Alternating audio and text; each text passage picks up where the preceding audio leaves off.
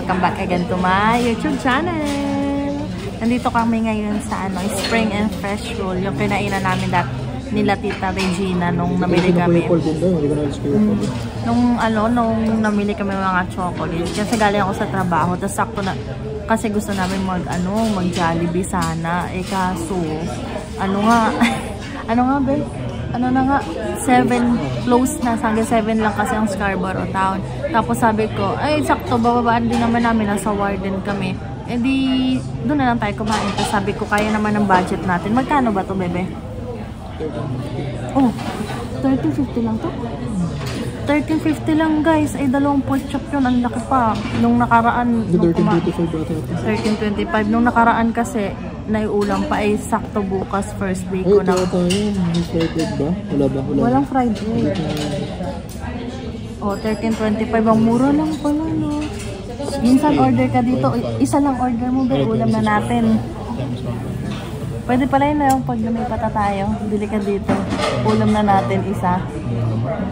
Isa lang. Order. Isa lang. Ulam natin sa bahay. Pag dyan na tayo sa Warden.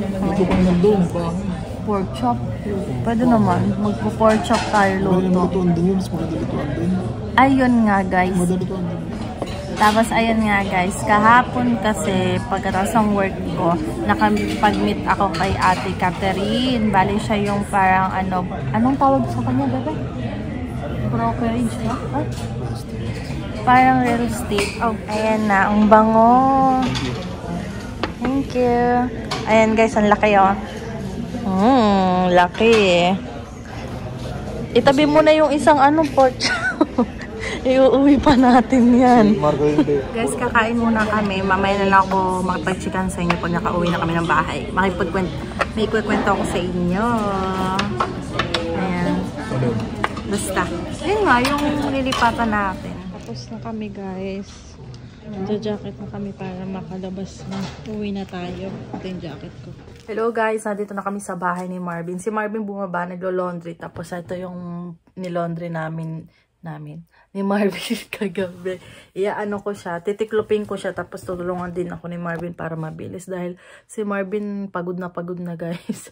Kasi nga mula kahapon nag-work siya maaga lagi ang alis niya. Gising siya mula nung kahapon alas 3 gumising siya kasi maagap siya. Tapos nga kanina, ganun din alas 3 din siya gising. Tapos hinihintay mo pa ako galing sa trabaho ko. Kaya habang nag-iintay siya, nasa Yorkdale siya. Kasi medyo late na rin yung uwi ko. Nag-iintay siya, nag-aaral siya. Tapos nag-message pa sa akin na bumabagsak na yung mata ko. Hindi ako makapag-concentrate ng aral ko. Tapos dapat bukas. Kasi hindi siya makapag-aral dito sa bahay pag nandito ako kasi nangungulit ako minsan. Wala, parang gusto ko siyang kausap. Siyempre, kailangan niya mag-focus. Bukas naman sabi ko, kahit wag ka na umalis ng maaga, dito ka na lang sa bahay mag-aral. Kasi wala naman ako. Kasi nga first day natin bukas guys, pang umaga na tayo. Tapos ayun nga guys, lilipat na pala kami. Sure na, pero yung may mga titingin dito. Tapos yung mga gusto pa pong tumingin nitong room namin dito, pwede nyo po kaming i-message. Ito, iiwan na po namin to. Pwede nyo paglagyan ng damit kasi pinaglalagyan namin ng damit. Iwan na namin dito para meron din po kayong extra kung ano man gusto nyo ilagay diyan. So, ayan nga po. Sana may makuha din kami agad dahil po sa February 17, kami lilipat na po. Yan na po kasi yung namin na pag-usapan na lipat namin. Tapos, ayun nga po, kahapon ang dami namin tumingin. Tapos hanggang ngayon daw may tumitingin pa rin. Dalawa kasi yung basement. Kaya kung may gusto pa po, sa basement, dalawang room. Yung dalawang room. Pero yan, may mga sa bawat room, may sarili ng kitchen, may siring washroom. So, may kanya-kanyang privacy yung dalawang room. Kasi yung sa amin, bale, pag open mo ng unang room, makikita na agad yung sala. Tapos may may kwarto, bukod yung kwarto. Tapos may kitchen kami, tapos may washroom. Tapos yung isang room naman, wala na siyang as in kwarto ng panghigaan. Parang pag open mo, nandun na yung kwarto, nandun na yung kitchen, nandun na rin yung washroom. Yung sa amin, Yung sa amin kasi, kagandahan kasi, merong bukod pa yung pinaka-kwarto namin, tapos bukod pa yung sala namin. Tapos, ayun, bali dumating kasi ako kahapon doon, mga 2:10 ng hapon, kasi galing pa ako sa trabaho. Nag-ano pa nga ako doon na baka pwede akong umagap ng uwi, kasi nga, may check ako. Nag-check ako yung basement nga, kasi madami yung titingin. Pang-apat ata ako sa tumingin kahapon, tapos may 2 pang dumiting kahapon. Tapos, ayun, bali hinintay ko si Marvin, nakausap ko yung may-ari, sila Tita Josie at si Tito Joner nga ba ang pangalan ni Tito? Basta babait nila, parehas silang nurse, talaga Ilocos sila, super bait nila, sobra. Tapos, di si Marvin kasi akala ko kasi pauwi na kahapon. Yung pala nakabreak lang siya nung naka-video call ko siya. Break lang ako. Hindi ko nga alam kasi nga alam ko nga hanggang alas 2 ka lang eh. Alas 3. Ayun, kaya akala ko si Marvin pauwi na noon. Kaya sabi ko, iintayin ko na po yung asawa ko. Gusto ko po sana makita din niya po yung basement. Tapos, di yun, nakipag-usap muna kami, chika-chika. Tapos tumatawag kay Marvin. Tapos sabi niya, hindi pa daw siya out. Tinulungan din ni Marvin yung katrabaho niya kasi daming si Marco. Ay tita, sa mami po ni Marco kasi nanonood sa amin. Bali tinulungan daw ni Marvin kahapon si Marco po gawa ng madami po kahapon na binibake ba? Madami daw po binibake kaya nag-stay si Marvin ng konting oras pa. Tapos ayun po, sabi ko sa may-ari kahapon, sabi ko ay tita, hindi pa po pala nasabihan yung asawa ko kasi syempre medyo malayo pa. Sabi ko, punta po muna ako sa Warden Station kasi walking distance lang naman. Ta sabi ko, doon muna po ako, balik na lang po ako pag dumating na po yung asawa ko. Sabi ni tita, ay wag na ading tawag ni tita. Dito ka na, magpapalamig ka pa dun sa warden. Dito mo na hantayin yung asawa mo. Di binigyan kami ng merienda. Tapos kinakabahan na ako kasi ang dami kasi si tita may agent siya, yung mga real estate ba ganyan. Yung ibang mga naunang tumingin, nagsipagbasa na sila ng mga requirements kasi kapag pag may agent, madami palang requirements na kailangan ng ng employment letter, merong ID, merong yung namin, work visa namin, tsaka student visa, tapos yung credit score namin, yung mga ganun pala, madami palang hinihingi pag ganyan. Tapos ayun nga, bali, ako syempre, umalis na yung ibang mga tumingin, ako na lang naiwan. Nagpasa na yung iba, tapos yung parang narinig ko, yung mga credit score, excellent nga daw. Tapos, yung iba nag-o-offer na sila ng mas malaki. Parang kasi gusto talaga nila yung namin, yung gusto din naming room. Papakita ko sa inyo guys soon. Magbe-basement tour tayo. Super ganda talaga. As in, talaga condo style siya guys. Kaya gustong gusto ko nga siya. Tapos, ayun, nung nag-ano na sila, kasi yung mga iba, syempre, ang gaganda ng mga trabaho, accountant yung isa architect, napapayuko na lang ako nun, kasi syempre, naiiba tayo. Kasi malalaki sigurado ang mga sahod nun. Tapos, umimik si tita na, hindi, i-offer mo na yung isang room. Yung isang room kasi yung parang open siya, yung, nandun na yung, Dalawang bed. May 2 bed siya, tapos nandun na rin yung kusina, saka yung washroom. Di tulad dun sa amin talaga, ang ganda talaga, as in, may maliit na sala. Tapos ayun, sabi ni tita sa akin, i-offer mo yung isang room kasi gusto ko sila Crystal yung yung mag-i-stay diyan. Sabi ni tita kahapon, talagang ako'y natutuwa talaga. Tapos yung anak ni tita doon, yung bunso niya, yun kasi yung nag-i-stay doon kasi sila tita minsan wala doon sa bahay. Tapos sabi niya nga, daw, gusto niya din daw kami yung titiran. Kung kahit di pa nila nakikita si Marvin, ako pa lang yung nakikita nila. Ako yung nakipagkwentuhan sa kanila. Ito lang, nakipagkwentuhan ako. Tapos ngayon, hintay ko si Marvin. Ang daming kwento ni Tito sa amin. Lalo na dumating si Marvin, kwento-kwento si Tito. Tapos yun, nung pinakita na ni Tita sa baba, gandang-ganda rin si Marvin. As in talaga guys, ang ganda. Kaya ang daming gusto talaga nun. Pero sa dami ng mga tumingin, ako yung... mura. Oo, mura guys. Kasi ang mga basement nito ngayon ang mahal na. Alam nyo yung budget namin sa basement kasi talaga 1.5. Oo, kasi yung mga kakilala namin 1.5 kasi yung kanilang mga basement. 1.5 pataas na. Super mamahal na ng mga basement. Tapos yung nakuha namin is 1.4. Tapos yung isang room 1.350. Mas mura siya kasi nga ano na siya parang hindi siya katulad nung sa amin. Pero 50 lang naman yung pagitan. Kaya sabi ko, ate, ito na lang po yung sa amin. Yung may maliit na sala. Tapos bukod pa yung kwarto. Yung mismong kwarto namin. Sabi ko gano'n. Sabi, oo nga, 50 lang yung pagitan. Kasi tinatawagan ko rin si Marvin. Tinatanong ko sa kanya kung okay lang yung 1.4. Tapos sabi niya okay lang kasi 50. Tapos yun nga tayo. Syempre yung budget talaga namin 1.5. Kasi syempre last year pa namin talaga gustong makahanap ng basement. Pero hindi pa talaga kaya ng budget namin dahil nga iniipon pa namin yung tuition ni Marvin. Ngayon naman kahit pa paano medyo nakakaluwag na naman kami sa mga gastusin. Pwede na kaming bumukod talaga. Kasi syempre mas maganda yung yung sarili mo, 'di ba? Yung gagalaw-gagalaw ka. Dito naman okay naman kasi nakakagalaw naman kami ng minsan nga ako lang mag-isa, 'di ba, sa kitchen. Pero syempre iba pa rin yung syempre may mga ibang gamit kami dyan, di namin naiilabas kasi nahiya kami na may iba rin kasi gumagamit ng kitchen. Syempre babalik ulit namin sa box. Ay doon talaga amin talaga as in. Tapos yun.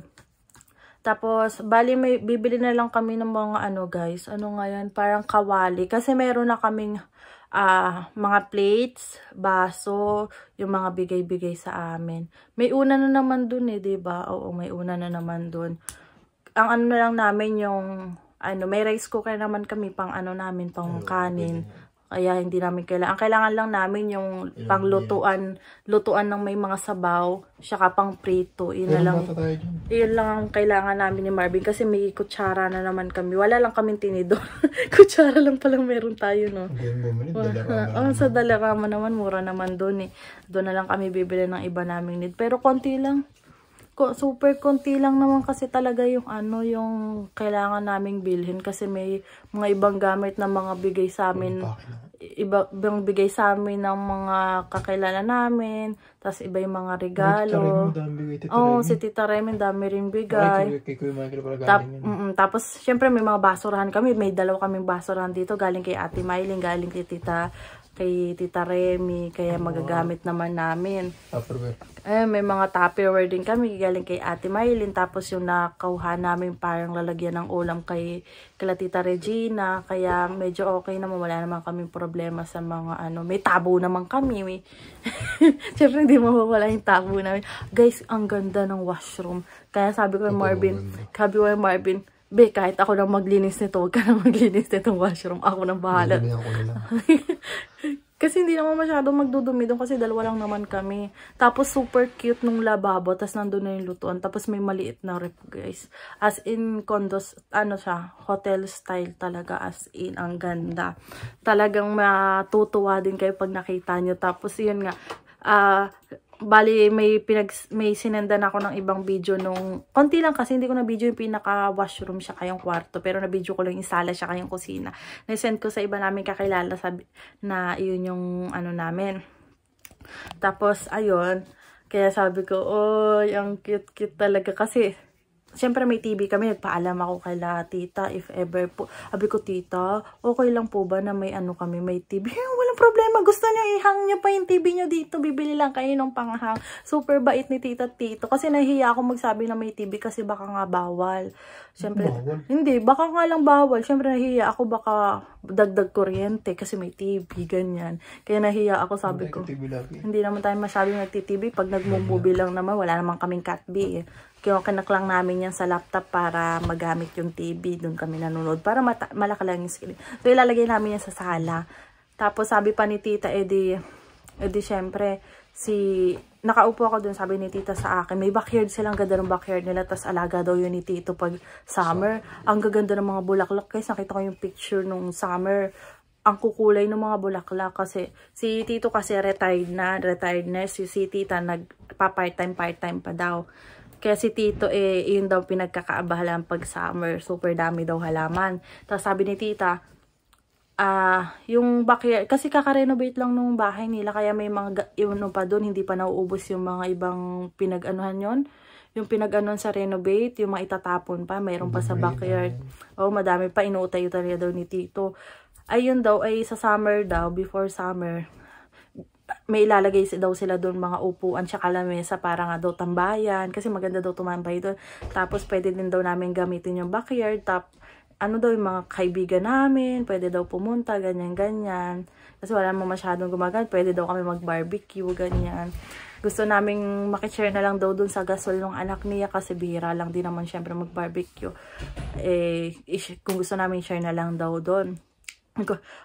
Pwede daw mag-party-party daw. Sabi, ay tito, wala po kasi kami hilig ng asawa ko mag-inom sa ganyan. Sabi, hindi yung kahit yung banding lang, ano lang, kwentuhan lang dyan. Tapos may dining sila doon sa loob ng bahay nila na napakalaki. Ilang tao ba yung pwedeng umupo doon? Dami din eh. Malaki yun eh. Malaki din eh. Kaya sabi ni tita, kaya minsan pwede dito kayo kumain. Pag may mga bisita kayo, pwede nyo tong anuhin. Magpapabala lang kami kay tita. Kasi wala naman daw problema kay tita. Kaya sabi ko, yung bait-bait naman ni tita. Tapos yun na nga, magpapaalam na kami. Nausap si Marvin na ako daw ang nagustuhan niya sa lahat ng mga tubingin daw. Tapos yun, tumawag kanina yung agent uli na syempre may kailangan kami pirmahan. Kasi ang daming ang kailangan kapag pag may agent pa. Tapos mayroon kaming tenant insurance, $28 lang naman, wala namang problema yun guys. Para naman sa amin yun. Tapos sabi ni Ate Giselle, maganda nga daw yung may tenant insurance kami if ever may mangyari, ganyan. Kasi hindi naman mabigat sa bulsa yung $28 per month naman yun eh. Tapos makipag-stock na kami ng mga pagkain namin, lalo na sa rep. Ang laki ng rep namin. Bale, 2 rep. Isang maliit, tapos isang malaki ng konti. Basta 2 siya guys. Kasi naliliitan daw sila tita dun sa rep na isa. Kaya nagdagdag daw sila na isa pang rep. Di malaki-laki yung mga namin. Kaya pag lumipat kami ni Marvin dun sa 17, magluluto na ako ng mga ulam-ulam kasi syempre wala pa kami mga kawali saka yung mga panluto ng ulam.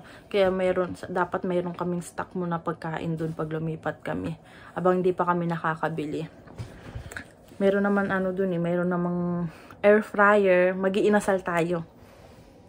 Mamarinate ako ng mga inasal. Tapos yan, may bigas naman kami. May bigas pa tayo dyan. Ano pa ang bigas natin dyan, no? Excited na ako maglipat. Aayusin ko kasi guys, di ba may lamesa si Marvin dito, ilalagay niya dyan sa sala, tapos may lamesa doon, meron doon talagang lamesang maliit sa kwarto, akin yung lamesang yun, so tig-isa na kami ni Marvin, may sariling pwesto si Marvin, may sarili akong pwesto. Sabi niya kasi doon na lang daw niya ilalagay yung lamesa niya sa labas dahil nga minsan nagagawa siya ng assignment, minsan maliwanag, baka hindi daw makatulog, lalo na ngayon. Totoo naman daw. Lalo na ngayon guys, kasi pang umaga na ako, kaya kailangan maaga pa ako gigising. Magap tayong gigising para hindi tayo mahuli. Lalo na pag lumipat kami. Pero hindi naman ganun kalayo din. Parang magbibiyahe lang ako siguro ng mga 30 minutes, no? 30 to 35 minutes. Dito kasi 15 minutes lang yung biyahe ko dito sa bahay namin. Pero at least kahit pa paano lang. Ang problema lang ni Marvin pag madaling araw kasi syempre madaling araw siyang umaalis. Kaya yun nga, maglalakad siya ng medyo malayo dahil wala pang mga shadow bus. Pero pag uwi niya, mabilis na. Parang wala pang 1 hour ang biyahe mo, no? Wala pang 1 hour guys, nasa bahay na siya kasi pag dito mga 2 hours yung biyahe niya, kaya minsan gabi na siya nakakadating dito sa bahay dahil sa biyahe talaga. At least kasi ilang din yun, parang ilang mag-iintay ka pa ng bus sa Warden papunta dito, halos umaabot din ng maglalakad na. Halos pagdating mo ng Warden maglalakad lang. Pagdating mo sa Warden pupunta ka dito sa bahay, mag-iintay ka pa, tapos yung biyahe 25 to 30 minutes. Ang lang guys, napalayo lang kami sa sa grocery lang namin. Pero okay lang naman, ang gagawin namin, mag-grocery kami as in madamihan na pang isang buwan na para hindi na. Depende. Kung lang mabibili natin, madami na din. Hindi, 2 na tayo. Yan. Kasi, syempre, malayo na talaga kami. Pero, yun doon naman, may mga bilihan nga din grocery. Mga Seafood City, medyo mahal din doon Pero, tatanong kami kay Ate Giselle kung saan sila nag-grocery na mura doon. Tapos may malapit din daw na simbahan doon. Walking distance lang naman daw. Kaya sabi ko, kasi si Tito daw kasi parang taong simbahan. Lagi daw siya nasa simbahan daw. Kaya yun nakwento, ilakad lang pala daw. Oh, sabi ko lakad lang. Sabi ko ganun. Oh my God, natutuwa ako. Ang tagal na namin talaga. Tapos sabi ko, grabe, ang ganda nung sabi nga nung iba, para sa amin daw talaga yan. Worth it daw yung pag-iintay namin sa basement. Kasi may mga nakikita na naman kaming basement, guys. Pero syempre, yung mga iba, hindi naman gan kaganda. Tapos, ang mahal. Yung mga tinatanong ko, 1.7 be, wala pa yung mga utilities. Another charge pa sila. Dito kay tita, super mura na yun para sa amin. Tapos sabi nga nung iba, super ganda daw. Tapos ang mura na daw nung 1.4 kaysa dun sa mga iba talaga. Kasi ang mamahal na ng mga basement. Tapos ang ganda talaga. Tapos sabi niya, swerte nyo kasi halos bago pa kasi talaga, guys. Bagong renovate pa talaga yung basement. Sabi pa ni Marvin sa akin kanina babe, pag uwi natin, mag-utay-utay na ako sa maleta, maglagay. Tapos bukas rin kami. Bukas kasi siya nandito, mag-utay-utay na daw siya malagay sa maleta. Tapos ako bukas ng hapon mag-utay-utay. Kasi may titingin bukas. Siyempre, kailangan natin may madami ang tumingin-tingin para at least, pag hindi nagustuhan ng iba, baka magustuhan ng isa. Kaya, ayun. Diba? Oh my God, mayroon na tayong sarili. Natutuwa na ako. Tapos mini vlog ng mga luto-luto. Kasi pwedeng naka-standby lang dyan lagi yung camera ko. Hindi ako maiilang na baka may pumasok. Kasi syempre may ka-share kami dito. Lagi tayong nagko-content sa TikTok yun. Kaso bihira lang kasi ako sa TikTok. Gusto ko kasing gawin yung parang nakatapat lang doon sa niluluto ko, i-edit ko siya. Kaso hindi ko magawa dito kasi minsan syempre may mga ibang papasok din kagamit. Parang kung may kukunin sa kusina, naiilang ako minsan. Pero okay lang. Kaya ngayon, yay! Tapos, ayun nga. Tapos, din kami na if ever daw bumisita parents ni Marvin, pwede daw sila tita mag-provide ng maliit na higaan.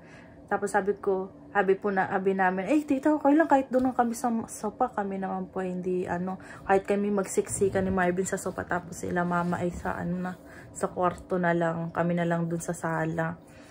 Kasi sabi pa ni tita, mas bagay sa kanila kung if ever na bibisita yung parents, mas bagay sa kanila yung kabila para may privacy. Kasi may bukod pa yung kwarto, bukod yung sala.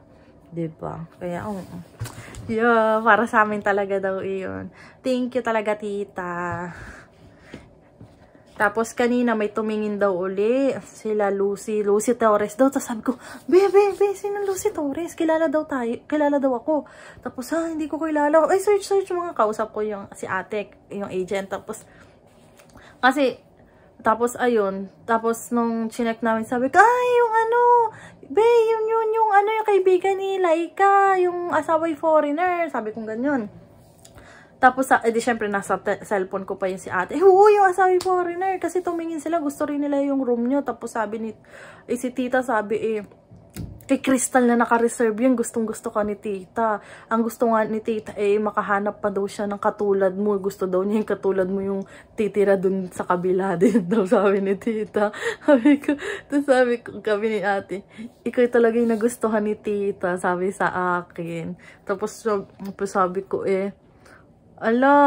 pero super bait talaga ni tita, guys. Super bait. Siya kasi yung una kong kausap, tapos usap-usap kami hanggang umalis na yung agent, si ate. Tapos nung dumating si Tito, yung asawa ni tita, na kinausap din ako, napagkwentuhan din hanggang sa dumating si Marvin. Mas ganado si Tito makipag-usap kay Marvin, talagang kwentong-kwento. Tapos sabi nga ni tita, ay naku, hindi na uubusan ng kwento. Kung kayo'y pagod, at kung matuloy kayo dito, kung kayo pagod, mag-rest lang kayo. Hayaan nyo lang yan si tito nyo, sabi ni tita. Kaya nga kayo kumuha ng ano nyo, ng basement nyo na kayo lang para may privacy kayo, makapagpahinga kayo, ganyan. Tapos pero pag may time naman kayo, pwede kayo makipag-usap sa tito nyo kasi maghapon lang naman siya dito.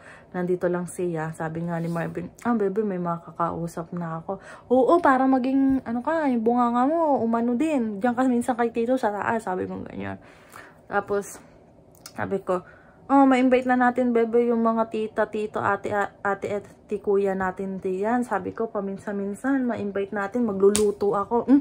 Tare, magluluto. Kala mo talaga eh. Magluluto-lutoan lang. Si Marvin pa lang naman ang nakakatikim ng luto. Kaya nahiya ako magbigay sa ano.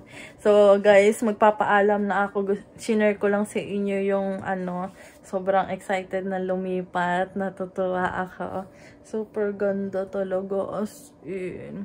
So, yan lang guys. Don't forget to like and subscribe sa YouTube channel ko. Sa mga gusto pa pong tumingin nung dito sa inuupahan po namin. Message na lang po ako sa aking Facebook account po. Maglilinis-linis pa ako kasi ang dami pa namin gamit. Magbabawas-bawas na kami. Maglalagay na kami sa maleta or sa mga ibang bag na pwedeng ilagay para mabawas-bawasan na dito. Bye!